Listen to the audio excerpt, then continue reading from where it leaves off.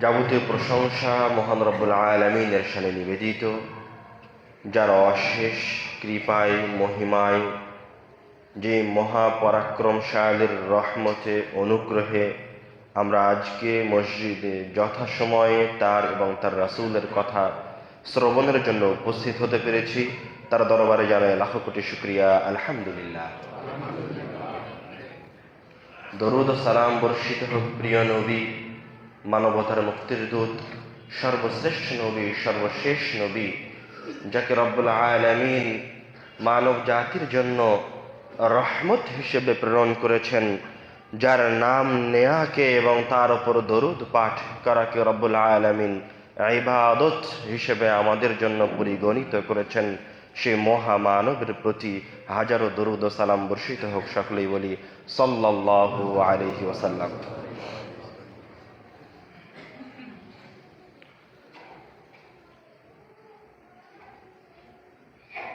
ইতিপূর্বে শেষ সপ্তাহে আপনাদের সাথে আমার আলোচনার বিষয় ছিল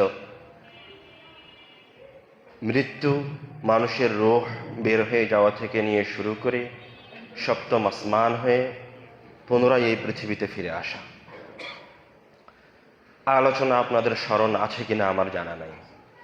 স্মরণ আছে? আলহামদুলিল্লাহ। আজকে আমাদের আলোচনার বিষয় ওই অংশের সাথে সম্পৃক্ত, তবে ওই অংশের চেয়ে অনেক বেশি কষ্টদায়ক এবং মর্মবিদায়।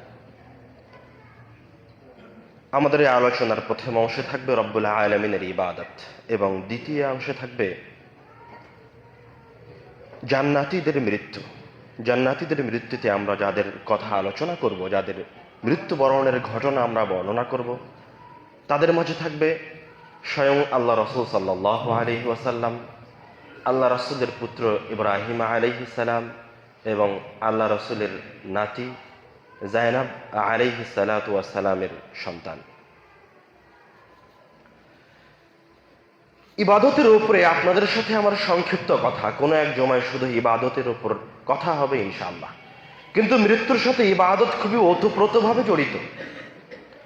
রব্বুল আলামিন মানুষকে এই পৃথিবীতে শুধুমাত্র একটা কাজ দিয়ে পাঠিয়েছেন, তার নাম হচ্ছে ইবাদত। রব্বুল আলামিন মানুষকে যে সেকেন্ড দিয়েছেন আর শরীরের এক ফোঁটা বা সরিষা সম পরিমাণ শক্তি প্রদান করেছেন, তার দেয়ার পিছনে রব্বুল আলামিনের একটাই কারণ, সেটা হচ্ছে মানুষ তার ইবাদত করবে। দলিল, আল্লাহ রাব্বুল আলামিন কোরআনুল কারীমে বলছেন, ওয়ামা খালাকতুল জিন্না ওয়াল ইনসা ইল্লা লিয়াবুদুন, আমি মানুষকে এবং জিনকে আমার ইবাদতের জন্য সৃষ্টি করেছি। এই আয়াত সবাই জানেন।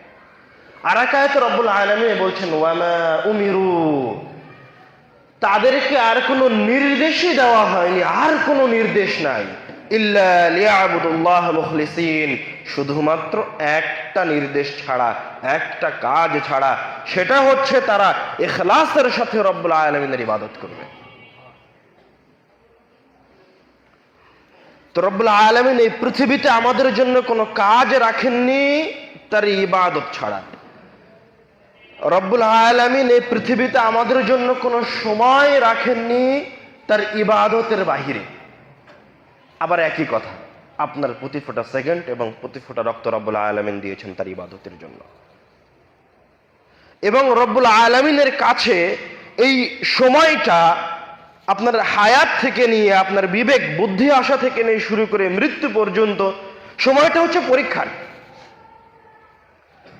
ওই পরীক্ষার সময়টা যখন শেষ, মানে আরো সহজ করে বুঝেন, একজন ছাত্র যখন পরীক্ষার হলে গেছে, প্রশ্ন পাওয়ার পর থেকে নিয়ে 2 ঘন্টা সময় শেষ হয়ে গেছে, খাতা প্রশ্নপত্র নিয়ে চলে গেছে। যত সময় শেষ হচ্ছে তত ছাত্র দ্রুত, তার আরো 4টা প্রশ্ন লিখতে বাকি আছে, বাকি সময় আছে আধা ঘন্টা, দ্রুত, আর মাত্র 15 মিনিট বাকি, আর মাত্র 10 মিনিট বাকি, আর মাত্র 2 মিনিট বাকি, খাতা নিয়ে চলে গেল, শেষ করতে পারলো না। ও তার সময়ের মাঝে থেকে একটা সেকেন্ড সময় সে চলে যেতে দিচ্ছে না, কেননা সেটাকে বুঝেছে যে ওটা তার পরীক্ষা। ঠিক হুবাহু রব্বুল আলামিনের কাছে আমাদের এই জীবন মৃত্যু পর্যন্ত পরীক্ষা, এবং পরীক্ষার বিষয়বস্তু হচ্ছে রব্বুল আলামিনের ইবাদত।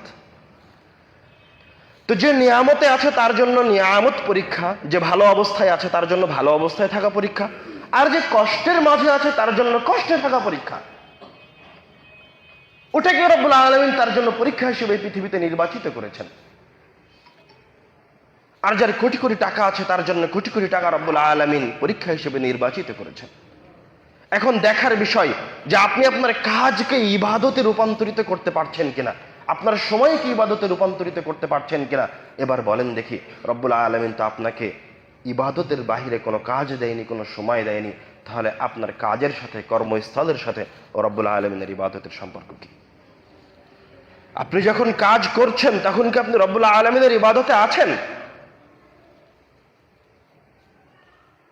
আপনি যখন ভ্যান নিয়ে বাড়ি থেকে বের হলেন তখন কি আপনি রব্বুল আলামিনের ইবাদতে আছেন? যখন অফিসে গেছেন তখন কি ইবাদতে আছেন? যখন আপনি চাকরির জন্য অফিসে গেছেন তখন কি ইবাদতে আছেন? এই কাজগুলিকে কিভাবে ইবাদতে রূপান্তরিত করব? সহজ উপায়, যখন আপনি বাড়ি থেকে কাজের জন্য বের হচ্ছেন, ভ্যান নিয়ে বের হবেন, মনে মনে সংকল্প করেন, রব্বুল আলামিন আপনি আমাকে রিজিক অন্বেষণের নির্দেশ দিয়েছেন এবং হালাল উপায়ে রিজিক অন্বেষণ করতে বলেছেন। আমি রিজিক অন্বেষণের জন্য আপনার নির্দেশে বের হয়েছি। এই ভ্যানে করে কোনো হারাম জিনিস পরিবহন করব না, তামাক, জর্দা, গুল কোনো কিছু নিয়ে যাব না। এবার আপনি সৎ উপায়ে হালাল রুজির জন্য যতক্ষণ পর্যন্ত ভ্যান চালাবেন ততক্ষণ পর্যন্ত আপনার ভ্যান চালানোটা রব্বুল আলামিনের ইবাদত। সুবহানাল্লাহ।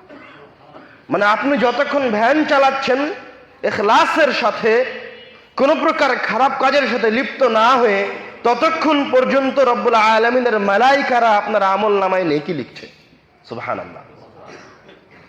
ঠিক সেইভাবে আপনার জীবনের অন্যান্য কাজগুলিও, ঠিক তেমনি ভাবে আপনার অফিসে যাওয়াও। যখন অফিসে যাচ্ছেন তখন একইভাবে যে আমি আমার অফিসে, আমি আমার এই কাজে কোনোদিন কোনো খারাপ কাজের সাথে জড়িত হব না, কোনোদিন কোনো হারাম কাজের সাথে জড়িত হব না। আপনি যতক্ষণ অফিসে বসে আছেন ফেরেশতারা আপনার আমল নামায় নেকি লিখছে।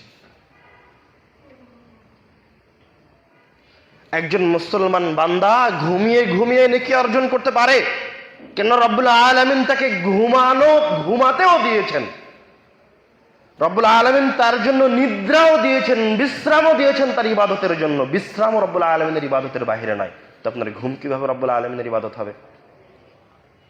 আপনি যখন ঘুমাতে যাচ্ছেন তখন আপনি সুন্নাহ অনুযায়ী আল্লাহুম্মা বিইসমিকা, হে আল্লাহ তোমার নামে ঘুমাতে যাচ্ছি, আমুতু ওয়া আহইয়া, তোমার নামে মৃত্যুবরণ করবো এবং তোমার নামে জীবিত হব। এবং মনে মনে সংকল্প করেন যে সকালবেলায় ফজরের সময় সালাতে উঠে মসজিদে জামাতে গিয়ে ফজরের সালাত আদায় করব। এই সংকল্প করে যদি আপনি ফজরের অপেক্ষায় ঘুমাতে যান, আপনি ঘুমিয়ে আছেন, আপনি জানেন না কি করছেন, কিন্তু ফেরেশতারা আপনার জাগ্রত হওয়া পর্যন্ত আপনার আমল নামায় নেকি লিখছে। সুবহানাল্লাহ। ঠিক তেমনি ভাবে আমাদের জীবনের প্রত্যেকটা কাজ রব্বুল আলামিন একটি কাজ দিয়েছেন, ভ্যান চালানো। তার চেয়ে আরো সম্মানের কাজ আছে না নাই? আছে। তো ওই কাজকে আপনি ইবাদতে রূপান্তরিত করলেন, ওটা ছোট কাজ, তার তেমন কোনো ফ্যাসিলিটিস নাই, কিন্তু তার চেয়ে আরেকটু ভালো কাজ, যেমন কোনো প্রতিষ্ঠানের দায়িত্ব পালন করা। ওই জায়গায় আবার রব্বুল আলামিন, একে তো আপনি যদি ন্যায় পরায়ণতার সাথে দায়িত্ব পালন করেন তাহলে নাকি পাবেন, আর ওই জায়গায় গিয়ে যদি আপনি মুস্তাকিম থাকেন, যে মুস্তাকিমের ব্যাখ্যা আপনারা গত আমার খুতবায় শুনেছেন, ওইরকম সীসা ঢালা প্রাচীরের মতো থাকেন, তাহলে আপনার জন্য ইবাদতের পাশাপাশি আলাদা বিনিময় আছে। ঠিক তেমনি ভাবে একজন শিক্ষক যে ছাত্রকে শিখাচ্ছে, তো শিক্ষা প্রদান করা এটা হচ্ছে পেশার মাঝে সবচেয়ে শ্রেষ্ঠ পেশা। তো মর্যাদার দিক থেকে, ইবাদতের দিক থেকে এটা হচ্ছে সবচেয়ে বেশি নেকির কাজ, সবচেয়ে উত্তম পেশা। সংক্ষিপ্ত আকারে খায়রুকুম মান তাআল্লামাল কুরআন ওয়া আল্লামাহ, মানে যে কোরআন মাজিদ শিখাচ্ছে এবং শিখে, সে হচ্ছে রব্বুল আলামিনের কাছে সকল মানুষের মাঝে থেকে সবচেয়ে উত্তম। সুবহানাল্লাহ। তো সে যদি ইখলাসের সাথে ছাত্রদেরকে পড়ায়, ওটা মেম্বারের ছেলে, এই জন্য তাকে আলাদাভাবে সময় দিবে, তার প্রতি আলাদা দৃষ্টি রাখবে, আর ওটা কৃষকের ছেলে, এই জন্য তার প্রতি অবহেলা করবে, এভাবে যদি না পড়িয়ে সে সবার প্রতি সমান দৃষ্টি রেখে পড়ায়, তো রব্বুল আলামিনের কাছে সে সবচেয়ে শ্রেষ্ঠ বান্দাদের অন্তর্ভুক্ত হবে, এতে কোনো সন্দেহ নাই।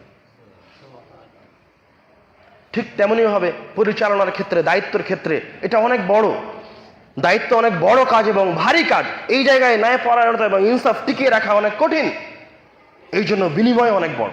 আপনি ইখলাসের সাথে ওই কাজে যান, আপনার জন্য নেকি লেখা হবে। 2, যেহেতু কাজ বড়, দায়িত্ব ভারী, এই জন্য আল্লাহ রাসূল সাল্লাল্লাহু আলাইহি ওয়াসাল্লাম আপনার জন্য আলাদা উপকার রেখেছেন। কি আলাদা উপকার?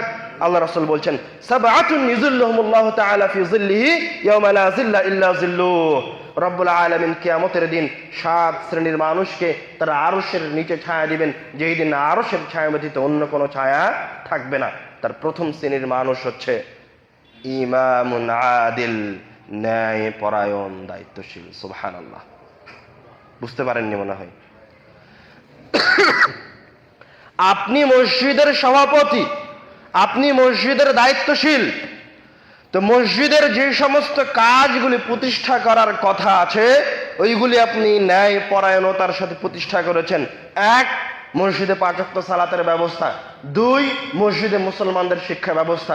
3, মসজিদের ইমামের ভালো ব্যবস্থা। 4, মুসল্লিদের ভালো ব্যবস্থা। এইভাবে যতগুলি ব্যবস্থা মসজিদের সাথে সম্পৃক্ত, এগুলি যদি আপনি ন্যায় পরায়ণতার সাথে পালন করেন এবং মসজিদের যে অর্থনৈতিক একটা সিস্টেম আছে সেগুলোকে যদি আপনি ন্যায় পরায়ণতার সাথে, আমানতদারিতার সাথে ধরে রাখেন, তাহলে রব্বুল আলামিন বলছেন এই দায়িত্ব সুন্দরভাবে পালন করার কারণে কিয়ামতের দিন আপনি রব্বুল আলামিনের আরশের নিচে ছায়া পাবেন। সুবহানাল্লাহ। তো ইবাদত স্টেপ বাই স্টেপ, আর প্রত্যেকটা ইবাদতের নেকি আছে, এমন কোনো কাজ নয় যেটা নেকির বাইরে। এভাবে আপনি আপনার জীবনের প্রত্যেকটা কাজকে নেকিতে রূপান্তরিত করেন, কেননা আপনি আল্লাহর কাছে এখানে পরীক্ষা দিতে এসেছেন। বয়স বেশি হয়ে যাচ্ছে মানে আরো তাড়াতাড়ি করেন,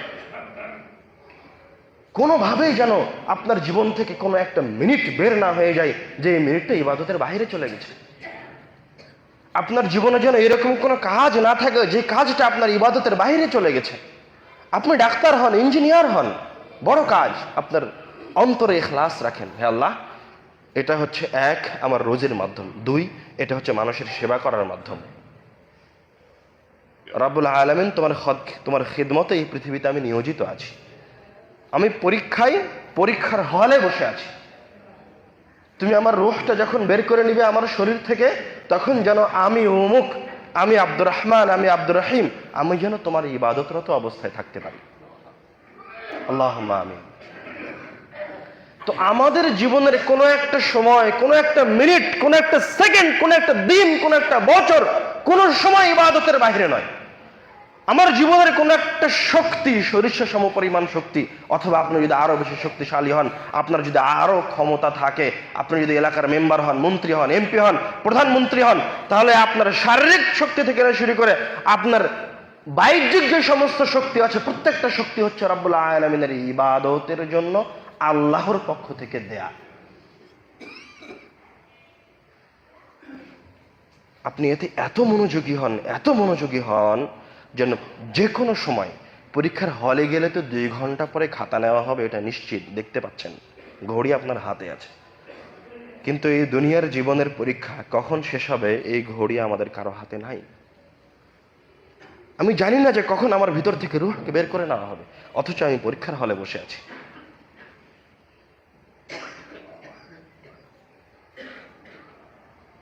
আমি, আপনি, আমরা সবাই দ্বীনি মুসলিম ভাই ও বোন আমাদের জীবনকে কতটা রব্বুল আলামিনের দরবারে উৎসর্গ করেছি, কতটা এই পরীক্ষায় মনোনিবেশ করেছি। আপনি হয়তো এই পরীক্ষা এখনো বুঝতে পারেননি। রব্বুল আলামিন সূরা মুলকের 2য় আয়াতে বলছেন, ওয়ামা খালাকতুল জিন্না ওয়াল ইনসা ইল্লা লিয়াবুদুন, আমি মানুষকে সৃষ্টি করেছি। আল্লাহ রাব্বুল আলামিন সূরা মুলকের 2য় আয়াতে বলছেন, আল্লাযী খালাকাল মাউতা ওয়াল হায়াতা লিয়াবলুয়াকুম আইয়ুকুম আহসানু আমালা, যিনি জীবন এবং মৃত্যুকে সৃষ্টি করেছেন লিয়াবলুয়াকুম, তোমাদেরকে পরীক্ষা নেওয়ার জন্য, আইয়ুকুম আহসানু আমালা, এই সময়ের মাঝে তোমাদের মাঝে থেকে কে সবচেয়ে বেশি ভালো কাজ সম্পাদন করতে পারছে। বাস এই মৃত্যু, জীবন মৃত্যুর এই সময়টা রব্বুল আলামিন আপনাকে কিসের জন্য দিলেন? তাহলে পরীক্ষার জন্য দিলেন, পরীক্ষার বাইরে নয়। আমি আপনি এই জীবনকে বড় মনে করেছি। আমাদের এই জীবন 2 থেকে 3 মিনিট সময়। কিভাবে? কিয়ামতের একদিনের ব্যক্তিকাল কত কত জানেন? 50,000 বছর। কিয়ামতের একদিন 50,000 বছর, আর আমাদের জীবনের গড় আয়ু 60 থেকে 77 বছর। এই 60 থেকে 77 বছর, ওই 50,000 বছরের কাছে 2 থেকে 3 মিনিট সময়। আপনি ওই 50,000 বছরের সামনে এই 2 থেকে 3 মিনিট সময়ের জন্য কত কি করলেন, আর কোন অন্যায় করতে বাদ রাখলেন? আপনি কি কখনো চিন্তা করেছেন যে আপনার এই সারাটা জীবন কিয়ামতের একদিনের কাছে শুধুমাত্র 3 থেকে 5 মিনিট সময়? কখনো এটা কল্পনা করেছেন? কেন আপনি মনে করলেন যে আপনার সন্তানের নামে সুদে টাকা তুলতে হবে? কেন মনে করলেন যে কিস্তিতে বাড়ি বানাতে হবে? কেন মনে করলেন টাকা দিয়ে চাকরি নিতে হবে? কেন এই সংক্ষিপ্ত 2 মিনিটের সময়ের জন্য রব্বুল আলামিনের নাফরমানিতে লিপ্ত হলেন? আসেন রব্বুল আলামিনের দিকে ফিরে যাই।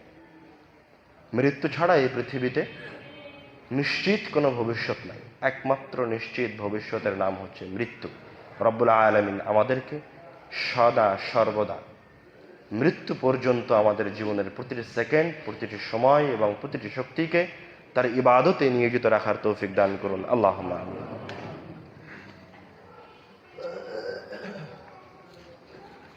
عن البراء بن عازب رضي الله تعالى عنه قال, বারা বিন আজিব রাদিয়াল্লাহু তাআলা আনহু বলছেন, কুন্না মা রাসূলিল্লাহি সাল্লাল্লাহু আলাইহি ওয়াসাল্লাম ফি জানাজাতিন, আমরা আল্লাহর রাসূলের সাথে একটা জানাজায় ছিলাম।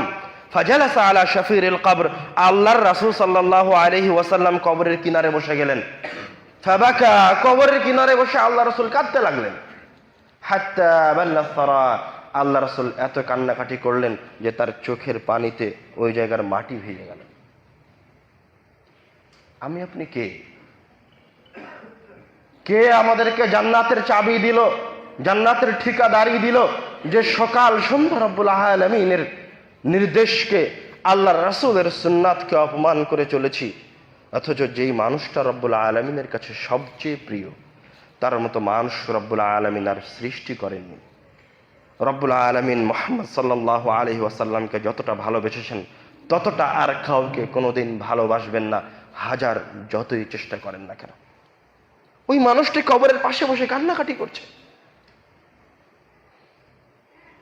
কবরের পাশে বসে কান্না করতে করতে আল্লাহ রাসূল সাল্লাল্লাহু আলাইহি ওয়াসাল্লাম পূর্ণ মহাব্বতের সাথে তার সাহাবীদেরকে, আমাদেরকে উদ্দেশ্য করে বলছেন, ইয়া ইখওয়ানি, হে আমার ভাইয়েরা, আইদ্দু লিমিসলি হাযা, ইস্তাইদ্দু, এরকম পরিস্থিতির জন্য তোমরাও প্রস্তুতি গ্রহণ করো।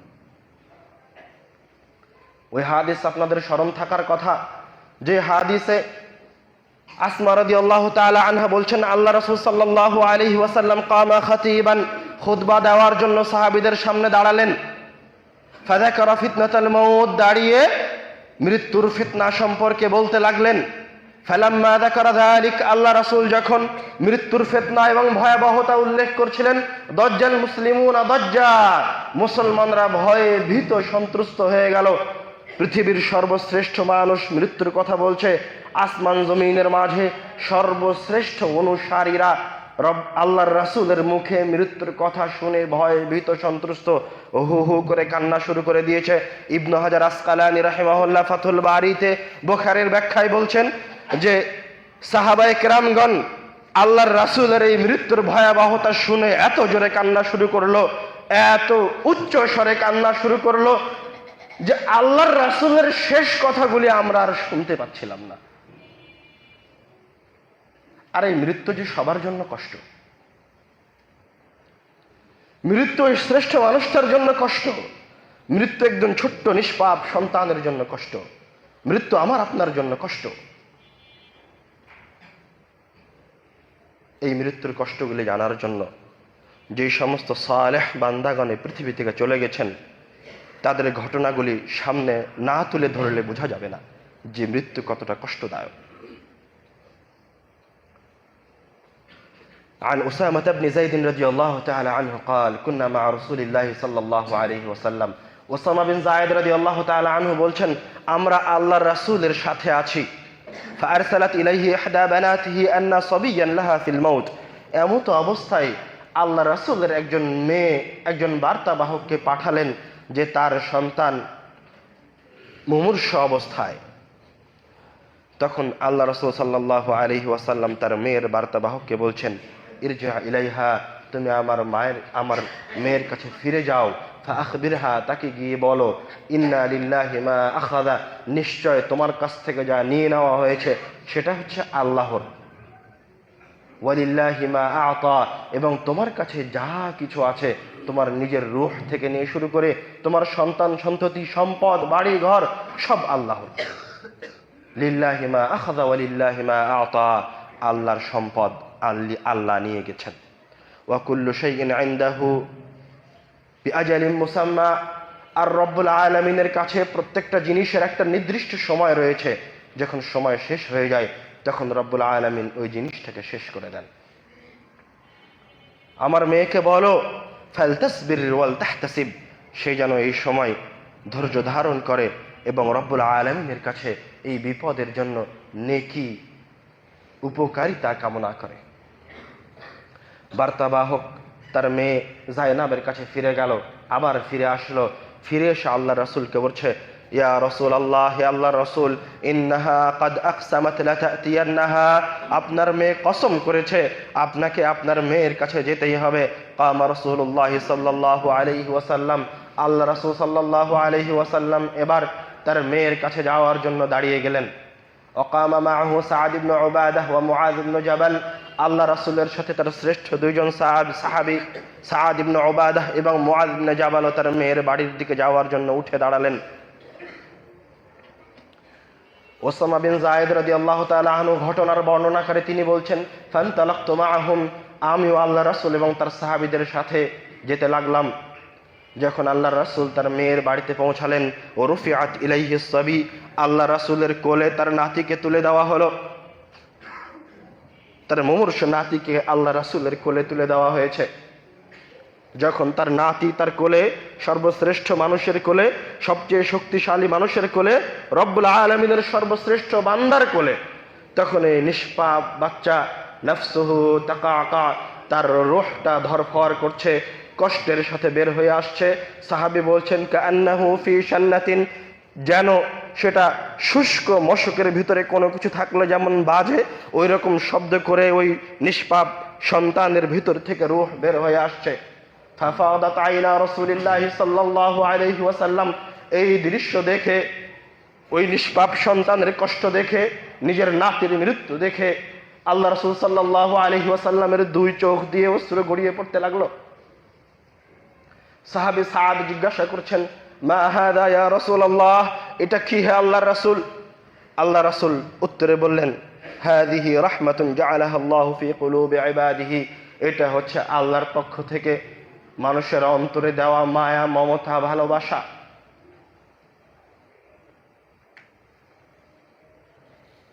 আনাস বিন মালিক রাদিয়াল্লাহু তাআলা আনহু স্বয়ং আল্লাহর রাসূলের সন্তানের মৃত্যুর ঘটনা বর্ণনা করছেন। দাখালা রাসূলুল্লাহ সাল্লাল্লাহু আলাইহি ওয়াসাল্লাম আলা ইবনিহি ইব্রাহিম, আল্লাহ রাসূল সাল্লাল্লাহু আলাইহি ওয়াসাল্লাম তার সন্তান ইব্রাহিমের কাছে গেলেন। ইয়াজুদু নাফসুহু, তখন আল্লাহর রাসূলের সন্তান ইব্রাহিমের নফস, রূহ বের হয়ে যাচ্ছে। ফাযারাফাত আইনা রাসূলিল্লাহি সাল্লাল্লাহু আলাইহি ওয়াসাল্লাম, আল্লাহ রাসূলের সামনে যখন তার সন্তান, তার কলিজার টুকরার রূহ বের হয়ে যাচ্ছে, ওই দৃশ্য দেখে আল্লাহ রাসূলের দুই চোখ দিয়ে অশ্রু গড়িয়ে পড়তে লাগলো। আল্লাহ রাসূল কাঁদছেন।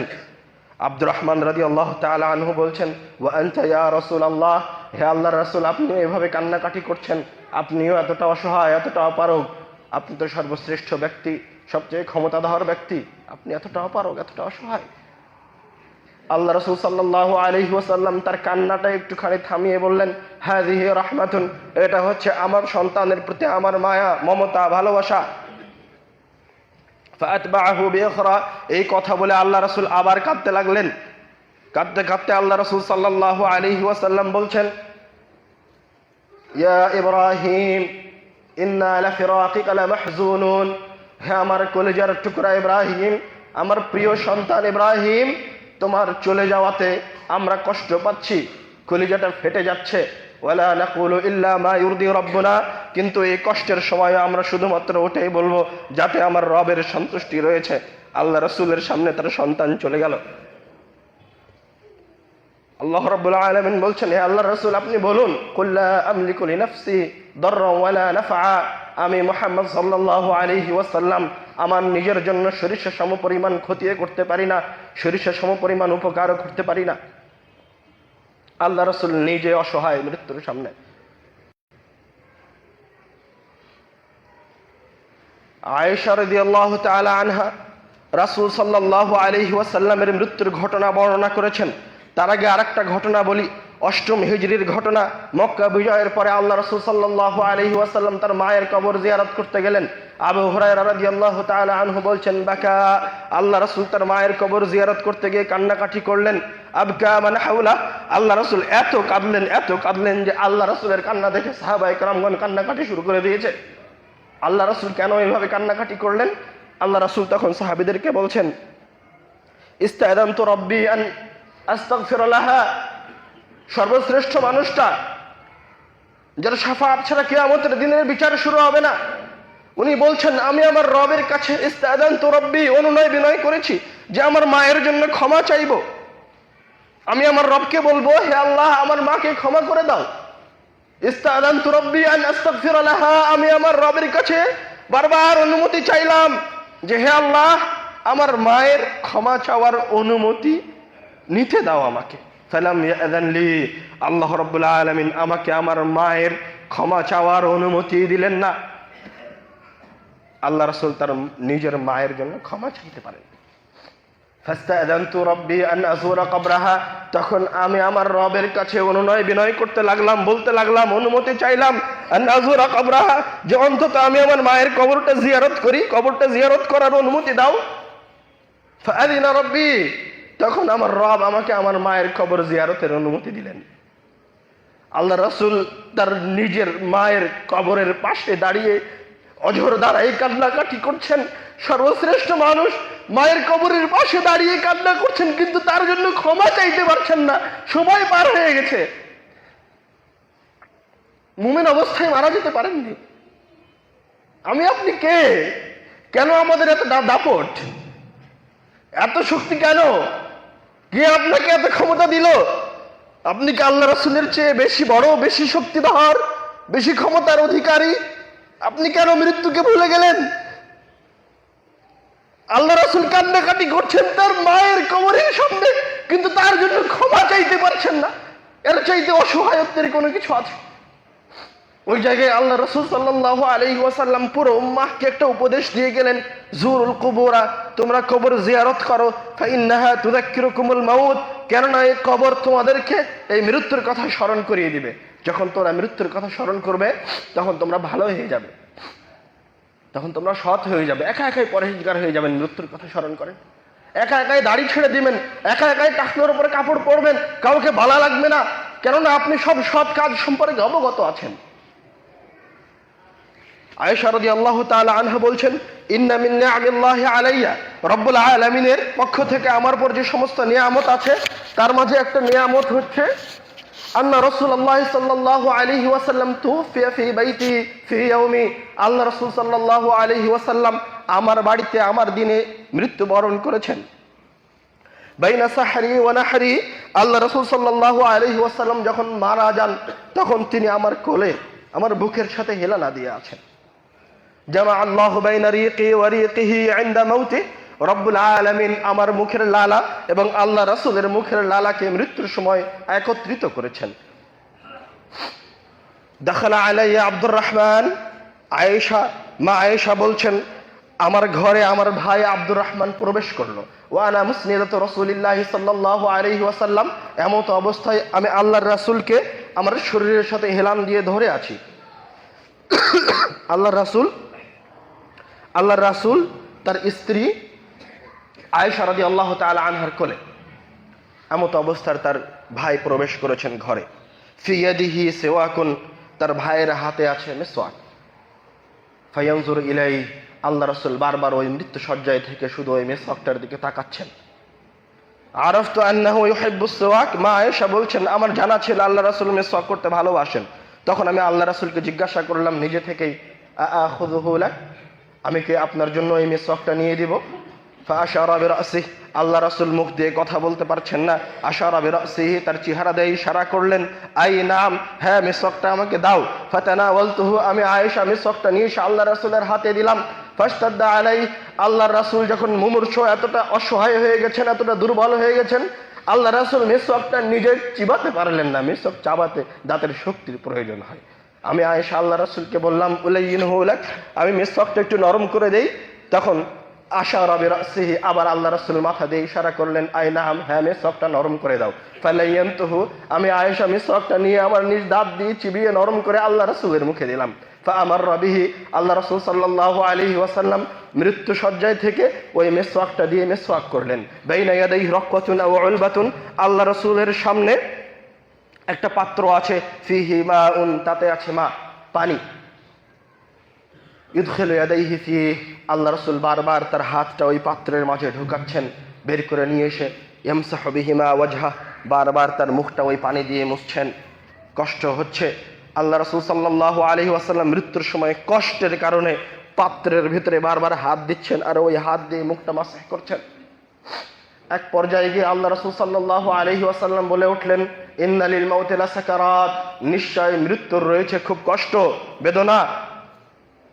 আর একটা হাদিসে এসেছে আল্লাহ রাসূল সাল্লাল্লাহু আলাইহি ওয়াসাল্লাম এই মৃত্যুর কষ্টের সময়, এই মৃত্যুর পীড়ার সময়, মরণ বেদনার সময় তার রব্বুল আলামিনের কাছে দোয়া করছেন সর্বশ্রেষ্ঠ মানুষটা, আল্লাহুম্মা, হে আমার রব, আইন্নি, আমাকে সাহায্য করুন, ফি সাকারাতিল মাউত, মৃত্যুর কষ্টের সময়।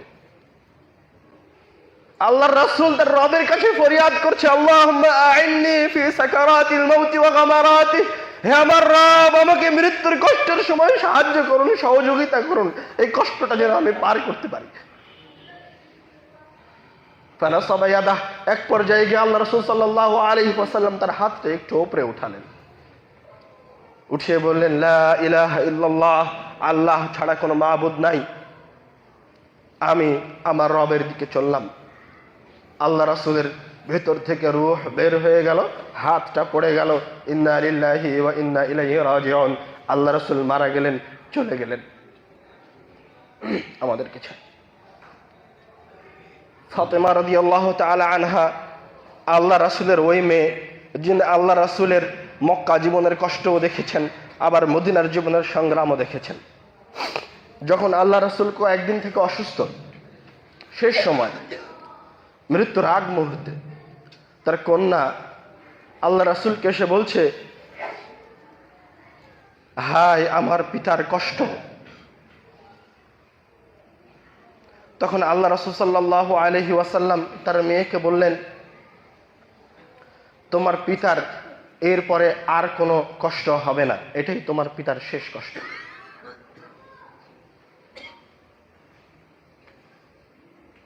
তো ফাতেমা রাদিয়াল্লাহু তাআলা আনহা তার পিতার কষ্ট দেখে এ কথা বলছেন আর কষ্ট পাচ্ছেন যে আমার বাবার কত কষ্ট, কত অসহায়ত্ব। আর আয়েশা রাদিয়াল্লাহু তাআলা আনহা বলছেন, লা আকরাহু শিদ্দাতাল মাউতি, আমি আল্লাহর রাসূলের মৃত্যুর কষ্ট দেখার পরে আর কারো মৃত্যুর কষ্টকে অপছন্দ করি না, অথবা অন্য কারো মৃত্যুর কষ্টে কষ্ট পাই না, এতটাই কষ্টদায়ক ছিল আল্লাহ রাসূলের মৃত্যু। আরো একাধিক ঘটনা রয়েছে। মৃত্যুর কষ্ট, মৃত্যুর স্বাদ আস্বাদন করতেই হবে, সে যত বড় নেককার বান্দা হোক অথবা যত পাপিষ্ঠ বান্দা হোক। মৃত্যুর কষ্ট ভোগ করতে হবে, সে মুসলমান হোক চাহে কাফের হোক, চাহে নাস্তিক হোক চাহে হিন্দু খ্রিস্টান হোক, এই মৃত্যুর কষ্ট থেকে কেউ বের হয়ে আসতে পারবে না। কিন্তু একজন ঈমানদার এবং একজন মুনাফিকের মৃত্যুর মাঝে পার্থক্য রয়েছে। একজন মুমিনের মৃত্যু এবং একজন মুনাফিকের মৃত্যুর মাঝের পার্থক্য হচ্ছে, যখন মুমিন মৃত্যুর সময় কষ্ট পাচ্ছে তখন তার কাছে মারা যাওয়ার পরবর্তী সময়টা দুনিয়াবী জীবনে থাকার চেয়ে বেশি প্রিয় হয়ে ওঠে। কিভাবে বেশি প্রিয় হয়ে ওঠে? সে যখন মারা যায়, যখন কোনো মুত্তাকি মারা যায়, তখন রব্বুল আলামিনের পক্ষ থেকে তাতানাজ্জালু আলাইহিমুল মালাইকাতু আল্লা তাখাফু, আল্লাহর পক্ষ থেকে ওই মুত্তাকি ব্যক্তির পাশে ফেরেশতারা চলে আসে, এসে বলে তুমি ভয় পেও না, তুমি এই মৃত্যুর জন্য কষ্ট পেও না, বরং তুমি এই সময় রব্বুল আলামিনের পক্ষ থেকে তোমার দুনিয়াবী জীবনে কৃত ওয়াদা এবং আল্লাহ রাসূলের পক্ষ থেকে কৃত ওয়াদা জান্নাতের সুসংবাদ গ্রহণ করো। সুবহানাল্লাহ। তখন এই মুমিন ব্যক্তির জন্য ওই মৃত্যু প্রিয় হয়ে ওঠে। আর যখন কোনো খারাপ বান্দা মৃত্যু বরণ করে তখন রব্বুল আলামিনের পক্ষ থেকে খারাপ চেহারার ফেরেশতা নেমে আসে, তাকে ভয় দেখায়, সে ভয় পায়, সে মৃত্যুবরণ করতে চায় না। আল্লাহ রাসূল সাল্লাল্লাহু আলাইহি ওয়াসাল্লাম বলছেন, মান আহাব্বা লিকা আল্লাহি আহাব্বাল্লাহু লিকাআহু, যে রব্বুল আলামিনের সাক্ষাৎকে ভালোবাসে ও রব্বুল আলামিনও তার সাথে সাক্ষাৎ করতে চান, তার সাক্ষাৎ ভালোবাসেন। সুবহানাল্লাহ। ওমান কারিহা লিকা আল্লাহ, আর যে রব্বুল আলামিনের সাক্ষাৎকে অপছন্দ করে, কারিহাল্লাহু লিকাআহু, রব্বুল আলামিন তার সাক্ষাৎকে অপছন্দ করে। তখন আল্লাহ রাসূলের কোন স্ত্রী, সম্ভবত আয়েশা রাদিয়াল্লাহু তাআলা আনহা, বলে উঠলেন, হে আল্লাহর রাসূল, ইন্না লানাকরাহুল মাউতা, আমরা তো মৃত্যুকে ভয় পাই বা মৃত্যুবরণ করতে চাই না, মরণকে অপছন্দ করি। তখন আল্লাহ রাসূল উত্তরে বলছেন, লাইসা যালিকা, আরে আয়েশা, এটা সেটা নয়, এটা হচ্ছে ইন্নাল মুমিন ইযা হাদারাহুল মাউত, যখন কোনো মুমিন বান্দার কাছে মৃত্যু আসে, বুশরা বিরিদওয়ানিল্লাহি ওয়া কারামাতিহি, তখন মুমিন বান্দাকে রব্বুল আলামিনের পক্ষ থেকে সুসংবাদ প্রদান করা হয়। সুবহানাল্লাহ। ফালাইসা শাইউন আহাব্বা ইলাইহি মিম্মা আমামাহু, এবং সে মৃত্যুর বেদনার সময় যখন রব্বুল আলামিনের পক্ষ থেকে পরকালীন জীবনের সুসংবাদ পায়, তখন দুনিয়াবী জীবনের চেয়ে তার কাছে সর্বশ্রেষ্ঠ, সবচেয়ে চাওয়ার এবং ভালোবাসার জিনিস হয়ে ওঠে ওই মৃত্যু। ফালাইসা শাইউন আহাব্বা ইলাইহি মিম্মা আমামাহু, মৃত্যুর চেয়ে তার কাছে তখন আর প্রিয় কোনো কিছু নাই। ফাআহাব্বা লিকা আল্লাহ, তখন সে রব্বুল আলামিনের সাক্ষাৎকে পছন্দ করে। আহাব্বাল্লাহু লিকাআহু, তখন রব্বুল আলামিন তার সাক্ষাৎকে পছন্দ করেন। সুবহানাল্লাহ। আর যখন কোনো কাফেরের মৃত্যুর সময় আসে, তখন রব্বুল আলামিনের শাস্তি এবং রব্বুল আলামিনের পক্ষ থেকে ভয়ঙ্কর কুসংবাদ তার সামনে পেশ করা হয়। ফালাইসা শাইউন আকরাহু ইলাইহি মিম্মা আমামাহু, তখন ওই পাপিষ্ঠ ব্যক্তি তার সামনে থাকা মৃত্যুকে সবচেয়ে বেশি ঘৃণা করে, সবচেয়ে বেশি ভয় পায়। কারিহা লিকা আল্লাহ, তখন সে রব্বুল আলামিনের সাক্ষাৎকে অপছন্দ করে। কারিহাল্লাহু লিকাআহু, রব্বুল আলামিন আর তার সাথে সাক্ষাৎ করতে চান না, রব্বুল আলামিন তার সাক্ষাৎকে অপছন্দ করেন। আপনি মুমিন, মুসলমান, রব্বুল আলামিনের বান্দা, রব্বুল আলামিনের দাস, আপনি হচ্ছেন রব্বুল আলামিনের গোলাম, আপনি হচ্ছে রব্বুল আলামিনের দাস। একমাত্র তার দাসত্ব করার জন্য এই পৃথিবীতে এসেছি। আমাদের প্রত্যেকটা কাজ এবং আমাদের শরীরের সরিষা সমপরিমাণ শক্তি হচ্ছে রব্বুল আলামিনের দাসত্ব করার জন্য। এই জন্য আমি আলোচনার শুরুতে ইবাদতের কথা বললাম। আমার শক্তি এই জন্য নয়, আমি এই এলাকার মেম্বার এই জন্য নয় যে একজন ভ্যান চালককে ধমকাবো। আমাকে রব্বুল আলামিন এই জন্য জবান দেননি, এই জন্য উঁচু দারাজ কণ্ঠ দেননি যে আমি একজন গণতন্ত্রবিদের নামের পিছনে বলবো অমুকের চরিত্র ফুলের মতো পবিত্র। এই জন্য রব্বুল আলামিন আমাকে এই কণ্ঠস্বর দেননি। রব্বুল আলামিন আমাকে এই কণ্ঠস্বর দিয়েছেন তার ইবাদতের জন্য। রব্বুল আলামিন যে আমার পায়ে হাঁটার শক্তি দিয়েছেন, এই শক্তি রব্বুল আলামিন জেনার দিকে হাঁটার জন্য দেয়নি, ব্যাংকের চাকরির দিকে হাঁটার জন্য দেয়নি, সুদের অর্থ লেনদেনের জন্য দেয়নি। রব্বুল আলামিন আমার পায়ে শক্তি দিয়েছেন যেন আমি এই পা দিয়ে হেঁটে হেঁটে রব্বুল আলামিনের ইবাদতের দিকে যেতে পারি। রব্বুল আলামিন যে ব্রেন এই মাথার ভিতরে দিয়ে রেখেছেন, এই ব্রেন রব্বুল আলামিন এই জন্য দেয়নি যে আমি কারো জন্য কোনো কুচিন্তা করব। কারো জন্য আমি কোনো বিপদজনক প্রস্তুতি গ্রহণ করব, কারো অন্যায়ের পরিকল্পনা করব। রব্বুল আলামিন আমার মাথায় এই ব্রেন দিয়েছে শুধুমাত্র রব্বুল আলামিনের ইবাদতের জন্য। এখানে আমি আল্লাহর রাসূলের দেয়া, শিখে দেয়া সুন্নাহগুলি, হাদিসগুলি, দোয়াগুলি মুখস্থ করব, সময়ে সময়ে বলবো। আমি ব্রেন দিয়ে চিন্তা করব যে কিভাবে রব্বুল আলামিনের দ্বীনকে বাস্তবায়ন করা যায়। আমি ব্রেন দিয়ে চিন্তা ভাবনা করে আমার রুজি অন্বেষণ করব। আমি কোনো খারাপ রুজি খাচ্ছি না তো, আমি কোনো হারাম রুজি ভক্ষণ করছি না তো। আমি ব্রেন দিয়ে চিন্তা করব আমি যে চাকরি করছি, আমার এই চাকরি রব্বুল আলামিনের ইবাদত তো। কেননা দিন শেষে আপনার কাছে যা আছে সব রব্বুল আলামিনের। দিন শেষে আপনার কাছে যা আছে সব রব্বুল আলামিনের। রব্বুল আলামিন এটাকে আপনার কাছ থেকে নিয়ে নেবেন।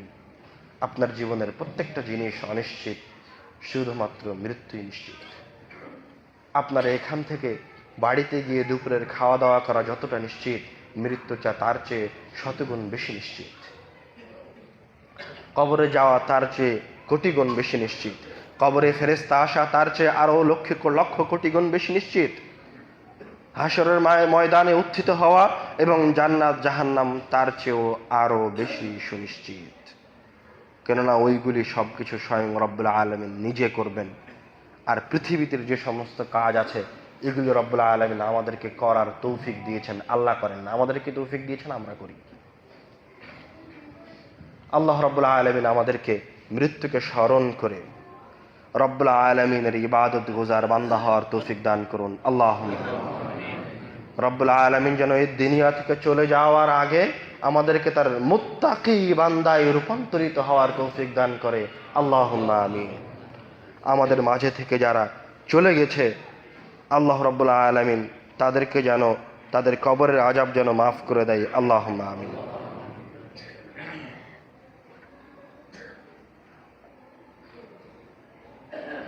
আমাদের মাঝে যারা অসুস্থ আছেন, রব্বুল আলামিন তাদেরকে সুস্থতা দান করুন। আল্লাহুম্মা আমিন। যারা মেডিকেলে আছেন, যারা বাড়িতে অসহায় অবস্থায় পড়ে আছেন, তাদেরকে রব্বুল আলামিন আরোগ্য দান করুন এবং তাদের এই অসুস্থতাকেও রব্বুল আলামিনের ইবাদতে রূপান্তরিত করার তৌফিক দান করুন। আল্লাহুম্মা আমিন।